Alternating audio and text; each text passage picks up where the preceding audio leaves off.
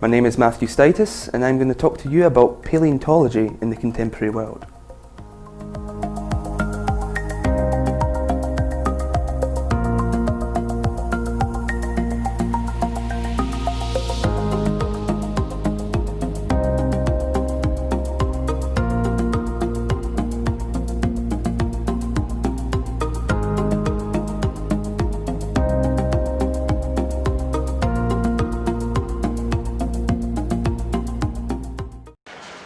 Okay. Actually, Matthew, do you want to come up here and I can give you the set up from there? Actually, need to turn that one. So, you may or may not have heard about Let's Talk About X. It's something that we do in Leeds, and it takes place in February, as you can see from the dates at the bottom of the poster slide that you may have seen here on campus over the last couple of months. And we every year invite some of the best speakers from Let's Talk About X to do a slot here so that we can tell you about it and also show you a bit of what happens at it. So it's a multidisciplinary undergraduate research conference. So it's really pitched for students who are thinking about maybe going on to become miniature versions, or who are at the moment miniature versions of all of us, in the same academics who want to progress in a university or related career. Recognising that multidisciplinary communication is more and more important, partly because our graduates aren't always going into the thing that they've studied, but also because things like impact are important for ref scores these days. We decided to do what we do in Leeds, which is talk to students about how to become better at being a student, but expand into this new avenue where we've got presentations with maybe a different spin on. It's been going for 4 years now. We started with 1 day, a bit like we're running a teaching conference, and now it's 2 days long. We have 22 speakers over 2 days, and we have a staff keynote at the start of each day to set the tone. And we had around 400 attendees this year, which I think is not dissimilar, or possibly even slightly lower than the attendees for the conference that we're at right now, because the nature of it is that they can drop in and drop out as their lecture timetables allow. So over the course of the whole day, we can have churn through. The process, and we're telling you about this because we're thinking perhaps you've got some students that maybe you are supervising, maybe you've got some advisees of study, or maybe your colleagues do. And so if you have any students that you think would be interested in developing their academic skills in this way, what they would go through is an abstract submission process in November or December, just before Christmas.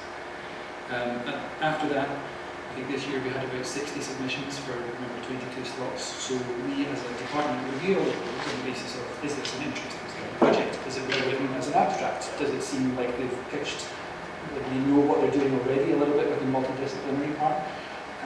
So it is selective, but everybody who submits gets feedback on how they could have made it better. So it's supportive for everyone who chooses to take part. Moderation refers to the step where we say, okay, we maybe have 40 fantastic submissions from the College of Social Sciences and 10 from everybody else, so we have to make sure that we get spreads across the whole university to be representative. And then the teaching part kicks in after that, where we have workshops on things like how to deliver a presentation like physically on stage, how do you manage that?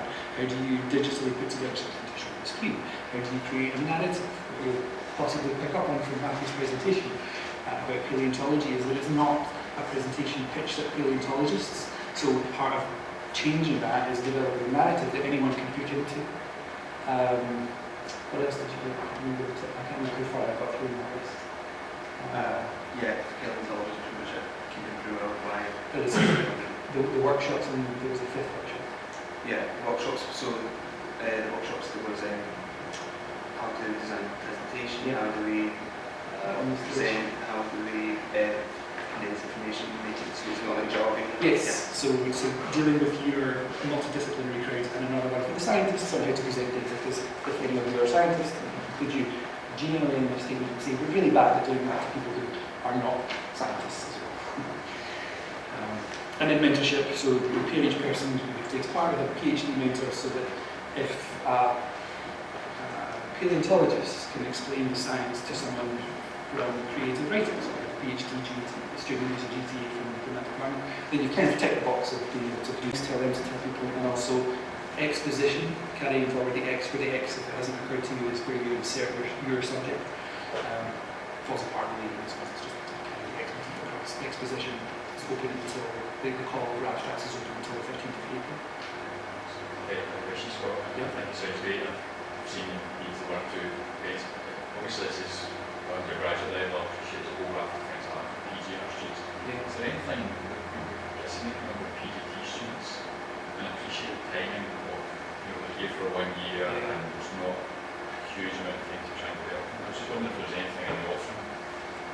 We are looking at ways to expand. Let's talk about exposure. I think the primary expansion space is for external people, so either linking up with other universities, that's what our bosses are keen on doing. But opening up to PhDs is something that we've got as a sort of background idea as things go by each year. And if you wanted to see exposition, there's a screenshot of what you would find. It's an online journal, so each of those icons there is a separate PDF that you can download. And the students will do the same process: training with the mentor, explanations about how to have multidisciplinary audience, and it gets published so you can see that that's something else that we feel interested in. There's also an element of peer review, not obviously in telling them you need to research this differently, because peers at that level can't really make that judgment call, but about the writing. So is this clear enough for somebody else from a different discipline to read? Yeah. And so if you want to check out any of that stuff, talkaboutx.net is where to go. It's off the university website, we've got approval for that, and we just branded it in University of Glasgow. And we have a bunch of student-based communications, so if you wanted to check those out and see what they say to them, basically we have G-leads for students is where to go. We've got Twitter going that you're handle that long, just speaking of G-leads learn, that's what we had to go for. So with that, I am just going to hand straight over to Matthew then. So as I've said at the start, we picked 6 of the best presentations, and so they're all happening simultaneously across the conference room. And I am going to say nothing more and hand over to you.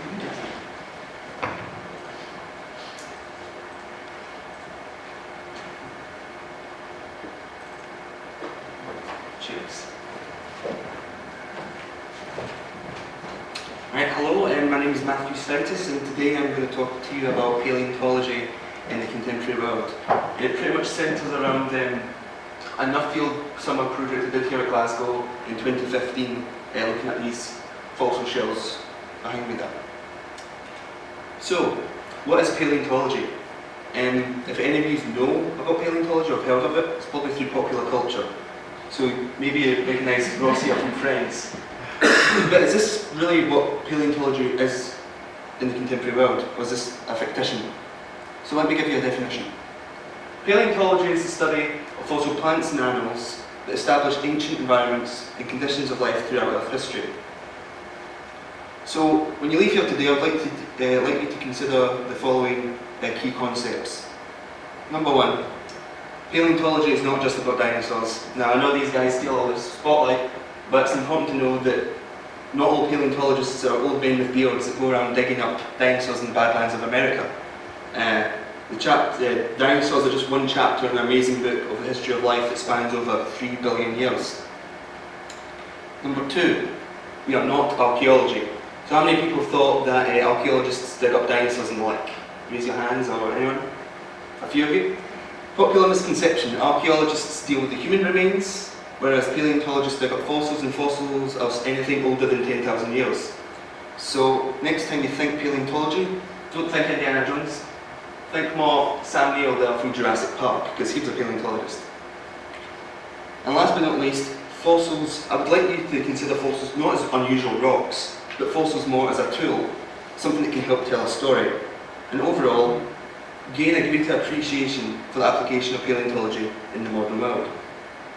So, with that all said, onwards and upwards onto my project up, which was this: the composition and significance of deep water fauna of fossil shells from the Ordovician period. Wow, there's a lot of jargon there. So let me break that down for you. What does this mean? So the shells I was looking at are these guys. They're called brachiopods. So these shelled organisms that just live attached to the seabed. They come from a period in Earth's history called the Ordovician. More precisely, the Cathian stage in the Ordovician there, which makes them approximately 446 million years old. To put that into context, that's 200 million years older than our earliest dinosaur. Back in the Ordovician, the world was a very different place. If you're aware that the continents move slowly over time, about the rate our fingernails grow, 400 odd million years ago, the continents were very different. It was a time when continental fragmentation was at its furthest.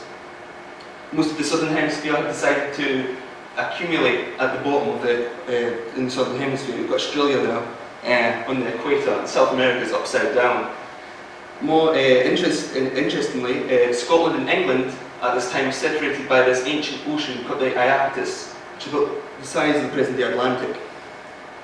But what's key here is the occurrence during the late Catholic of a special fauna called the Paleontology fauna, which was dispersed across all these different continents. And it was that fauna that my fossil shells, the brachiopods I was looking at, were thought to be associated with. So what were the seas like back in the Ordovician? This is 400 odd million years ago, but they weren't empty, they were full of life. This was a time when evolution was exploding in the oceans. In the Catholic, we've seen at a time when evolution had increased threefold in just 25 million years. Geologically, that's quite small. So, I was looking at these shells from a place called Oriel Brook in Eastern Ireland. But back then in the Ordovician, Eastern Ireland was at the bottom of a sea, and it was full of life. All these different types of animals. But the premise of my research focused on the brachiopods, those things that lived attached to the seabed. So back in 2015, the research pretty much focused on me looking through all these boxes to the right there. 304 rock fragments to be exact, so it was a long, arduous 4 weeks. But it was worth it because I could make this lovely graph by pie chart. So pie chart there shows you 8 different brachiopods that I found, 4 of which were new discoveries at the site. And most importantly, this one in green there was actually Paleomena, the brachiopod that named the fauna. So we can say with certainty that this accumulation of fossils does belong to the Paleomena fauna. Now, what I'm going to do with all this data, that's lovely, I've collected all the data, I've got a nice bar chart, but what can I do with it now? So let's ask some interesting questions. So here, Paleo geographical setting, which is just a fancy way of saying what region of that Ordovician globe did those brachiopods, those seashells live. So I've done some fancy statistical manipulation in a software called PAST, which paleontologists use, and it made this kind of almost scary looking graph called a cladogram. But all this really does is group samples on similarity. So we have up the Oriel Brook, which was the site I was looking at, and it was compared to all other sites on the globe that have this Paleomena fauna. And all I want you to really recognise is that there's 2 distinct branches here. We've got Oriel Brook in this kind of blue circled branch, and then we've got a separate branch in green there. And if we superimpose that onto the ancient globe at the time, you can actually see that it represents 2 distinct geographical regions. We've got the blue region, the region of the Iapetus Ocean, and then we've got what would be the present-day Chinese region on the equator.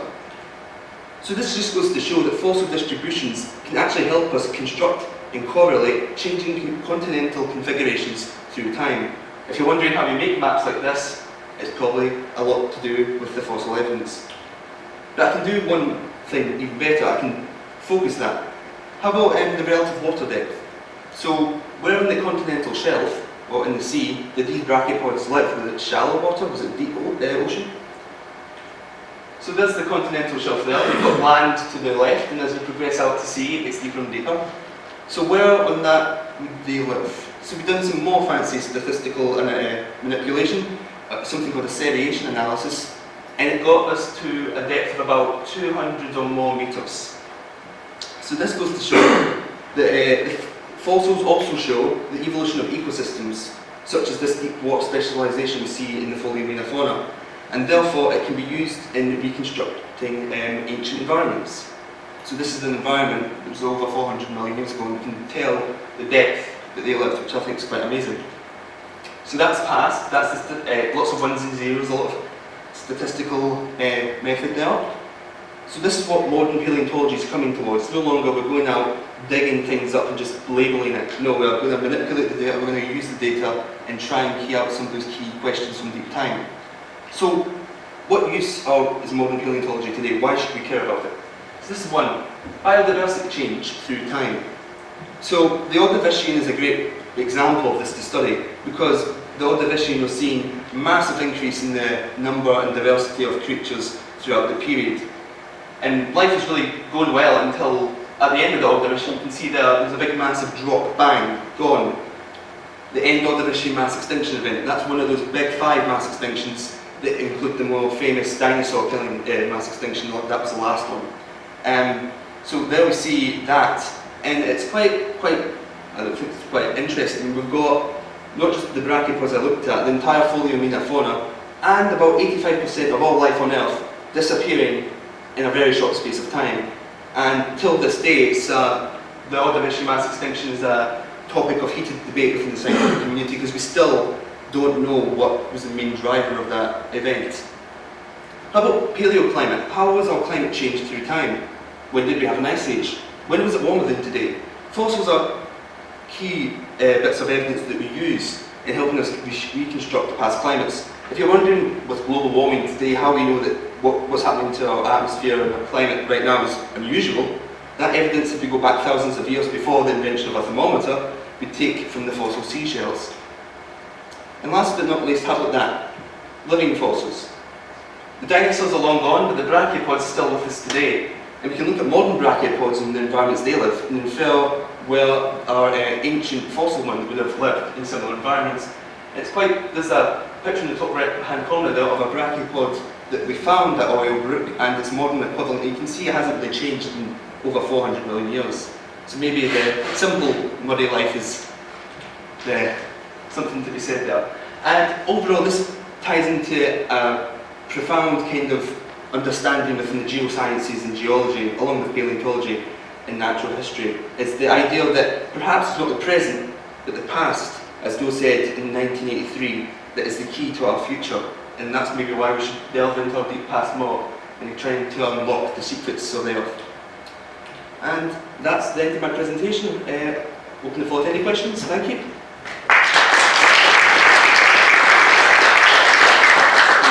So I know it's not something that we're going to be expecting today, but does anyone have any questions for me?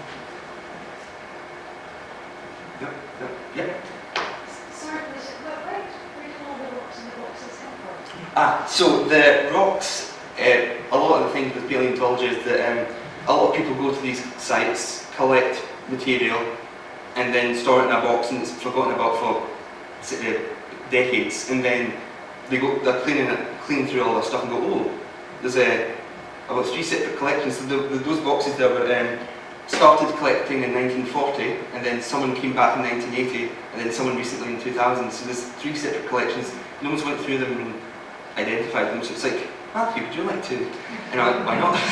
So, but again, a lot that kind of goes to show there's a lot of new discoveries. You don't need to go out into the field and dig something up. It could be in the museum, archived away somewhere. It could be potentially a new species, a new discovery, something you could elaborate into that deep past that's really mysterious. But yeah, so it's a lot of tedious work, but it's worth it in the end of it. Is there anyone else? No? Yeah? Projects first. I was just going to ask what you're going to do next. Study, continue? Well, this project pretty much just is kind of concluded, so I don't think I'll be doing any more work particularly on this, but I think it just was, when I went into the project, I was like most people, paleontology, it's dinosaurs, it's all these crazy things, but you know, a few shells is, oh, this is kind of a bit boring, you know, but actually when you sit through it and you identify, you're the first human ever to see this in a rock, you know, you open the rock up and you actually see this fossil shell, no other human beings ever seen before, and you identify and you correlate it to a global story. It's, you know, it's a special feeling, I think. I think it's one of those things that kind of grabs me into paleontology, but yeah, I think overall it's given me a greater appreciation of those kind of invertebrates, the shelled animals, you know, they never get their own movie. They're, oh, why not, you know? It's always the dinosaurs, but you know, these guys are the things, are the tools, these are the things, you know, we use to, you know, correlate rock layers and stories across different continents, you know, there's, as I said, the climate in the past, so they're very useful. I think you actually have 2 years left in the degree?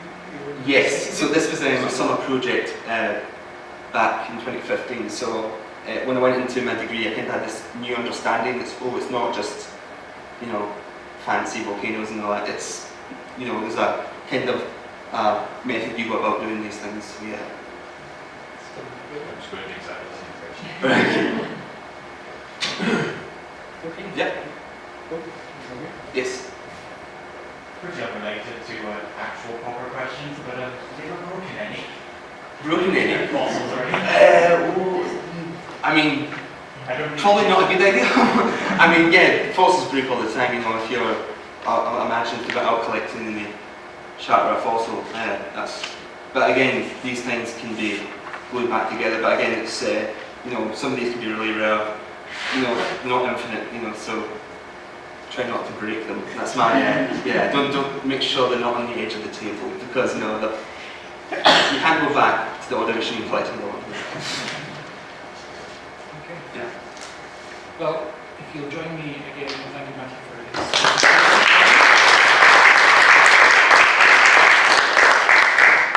One of my favourite quotes from your actual presentation on the day, which I don't think we used here, was everything seems to have been going along fairly well in the ordination period, and then boom, ice age. Yeah. It's a nice multidisciplinary example of a quote that everybody can get on board with. Yeah. Okay, so we have, I think, 10 minutes now to move on to the next sessions, so thanks all for coming here. And I've been told to say we'd also appreciate it, we've probably given this message many times, if you could fill out the feedback forms in whichever format they're coming to you. I'm not sure if it's paper or email this year, but when you see the chance to give feedback, if you could, that'd be great. Thanks very much. Thank you.